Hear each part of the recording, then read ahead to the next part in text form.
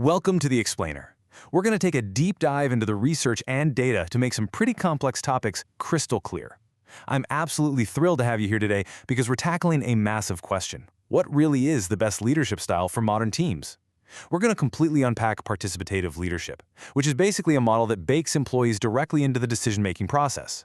So if you've ever found yourself wondering if that classic top-down corporate ladder is just kind of outdated, well, you are definitely in the right place.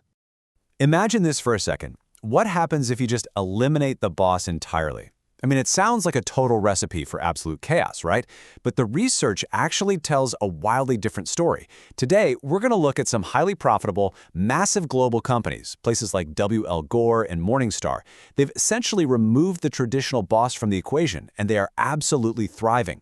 We're going to break down exactly how they pull that off. Here's a quick roadmap of where we're headed. We'll start with the shift to shared power, then explore Likert's System 4 blueprint and dive into open communication.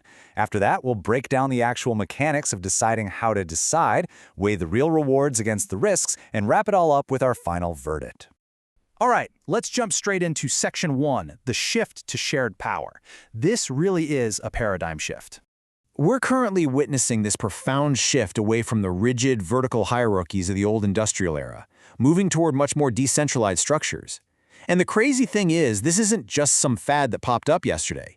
Way back in the 1930s, the famous Hawthorne experiments in Illinois revealed something huge. Employee productivity wasn't just about mechanical efficiency. It was actually heavily influenced by social dynamics and group motivation. Fast forward to the 1960s, and you have organizational psychologist Rensis Likert. He started formally studying how human relations actually drive business results, which completely challenged the top-down orthodoxy of the 20th century. All of this laid the foundation for today's modern era, where collaborative structures treat employee engagement as a completely critical capital asset. Moving right along to Section 2, Likert System IV. Consider this the ultimate blueprint.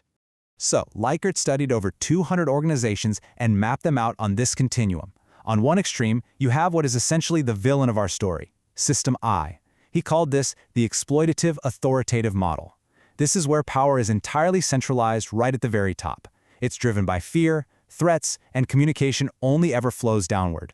But on the complete opposite end of the spectrum, you have Likert's hero, System 4, the participative group.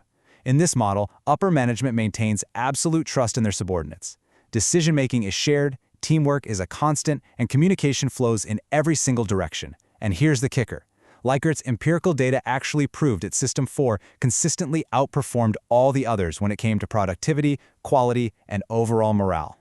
Which brings us to Section 3, the power of open communication, and this really clever idea called the linking pick.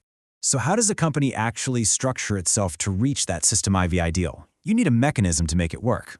Enter Likert's linking pin concept. Instead of a traditional, strict chain of command where information constantly gets distorted or bottlenecked, the organization is structured as overlapping groups. Picture this: a person acts as a leader of a lower unit, but simultaneously they're a collaborative member of an upper unit. They are literally the linking pin. It creates the structural accountability for communication, ensuring they translate strategic direction down the chain, while seamlessly transmitting ideas and concerns back up. We see this applied in the modern corporate world with massive success. Just look at the software giant Atlassian. Their whole approach to open communication is deeply tied to their core values. They utilize continuous feedback loops in company-wide channels to share decision-making evenly across the board. It's a perfect real-world manifestation of that linking pin concept. It ensures that diverse thoughts and ideas flow freely across what is a massive, globally scaled company. All right, Section 4, deciding how to decide. Let's look at the Vroom, Yetton, Jago model. Now you might be thinking, does participative leadership mean every single employee has to vote on literally everything?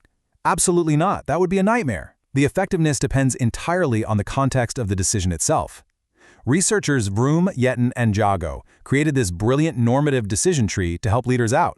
You don't have to guess, you just follow the steps. First, you assess how significant the decision is.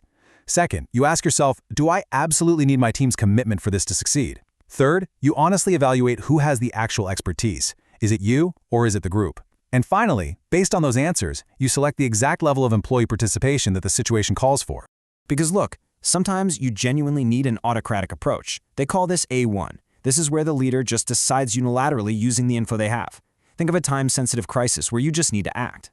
Other times, you need C1, the consultative approach, where you gather input from the team, but you still retain the final call. But when the problem is super complex and you desperately need the team to buy in to execute it properly, you shift to G2, a fully group-based, collaborative consensus. The real beauty of this framework is how perfectly it balances decision quality with execution efficiency.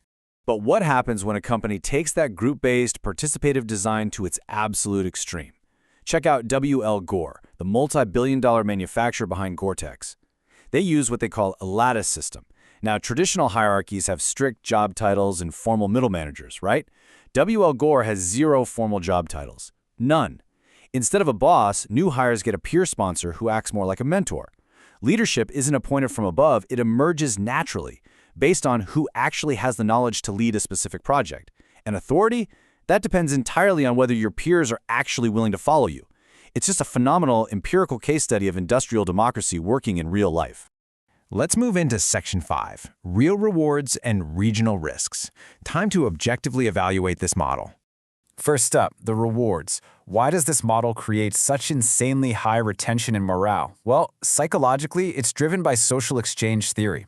When a leader actively shares resources and delegates autonomy, it sends a massive signal of trust and respect to the team.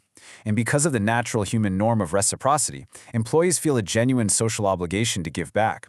They don't just clock in and do the bare minimum anymore. They reciprocate with intrinsic accountability, they proactively solve problems, and they're driven towards self-actualization. Basically, they own the goals because they actually helped create them. But hey, let's be real, it's not all smooth sailing. The structural disadvantages are very much a real thing. Democratic management can be super risky, especially if you're in a fast-paced market. Getting broad consensus takes time, right? That can lead to slower decision-making cycles that honestly might paralyze a company's agility. Plus, giving employees transparent operational data naturally increases the risk of proprietary information leaks. You also have to watch out for social pressures that form internal cliques, where people just end up voting with the popular crowd. And ultimately, self-management places a massive cognitive load on HR. You need intensive conflict management training just to keep these teams functioning smoothly. We also have to consider regional hurdles, because a participative system designed in America might not translate perfectly across the globe. For example, in Australia, there's this cultural phenomenon known as tall poppy syndrome. It's essentially where individuals who stand out because of their success or high achievement are sometimes criticized or resented. In an egalitarian environment that relies on peer-to-peer evaluation, a cultural dynamic like that definitely complicates things. Over in Europe, formal co-determination laws, like in Denmark, where employee board representation is a legal requirement, totally change the informal dynamics. And even back in North America, the intense pressure of shareholder primacy often forces companies to prioritize short-term quarterly profits over the long-term investments you need to build trust in democratic management. Which brings us to our final section, the final verdict on this strategic capability. We've covered the history, the mechanics, and obviously the undeniable hurdles. But if there is one core takeaway you get from all of this source material, let it be this. Participative leadership is not some all-or-nothing moral choice. It's a situational strategic variable. Modern managers really have to be diagnosticians. You have to assess the technical complexity of the problem in front of you, look at the alignment of your team, and then select the exact level of involvement that's needed. Sometimes, for sure, you just need speed. But other times, you desperately need that collective genius. I'm going to leave you with this final thought. As our markets become more volatile and increasingly knowledge-driven, the problems we're facing are just getting more complex. But the experts actually call wicked problems. Solving them literally requires diversity of thought, incredibly high trust, and deep employee engagement. So take a look at your own team or your corporate structure. Can your organization really afford to ignore the strategic capability of participative leadership? Thank you so much for joining me on this explainer. I really hope these concepts sparked your curiosity and gave you a powerful new framework to think about. Keep learning, and I will see you next time.